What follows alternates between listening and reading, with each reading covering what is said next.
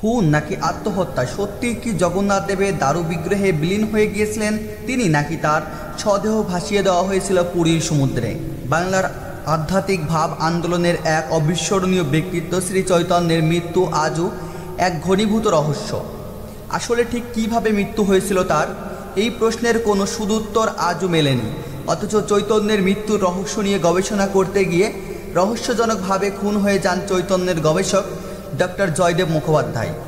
সেই খুনেরও কোনো কিনারা হয়নি। বহু বহু বছর ধরে এভাবেই আড়ালে অন্ধকারে রয়ে গেছে চৈতন্যদেবের মৃত্যু রহস্য।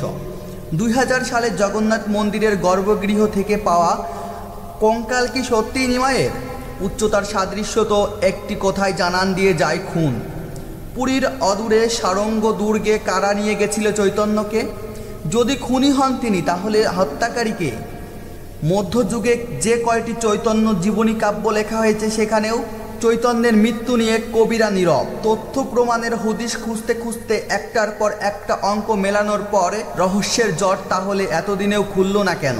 বস্তুত একটা আস্ত ক্রাইম থ্রিলারের চরিত্র হয়ে উঠেছেন চৈতন্যদেবের, আর থ্রিলারের প্রেক্ষাপটে চৈতন্যদেব হত্যা রহস্য। 1533 সালে চৈতন্যের মৃত্যু হয়েছে বলে ইতিহাসে লিপিবদ্ধ রয়েছে। ফলে এত বছর পরে এই রহস্য কিনারা পাওয়া সত্যিই দুষ্কর। কিন্তু বাংলা সমাজ সংস্কৃতি ইতিহাসে আজও চৈতন্যের মতো এক মহান যুগপুরুষের মৃত্যুকে ঘিরে রহস্য ঘনীভূত রয়েছে।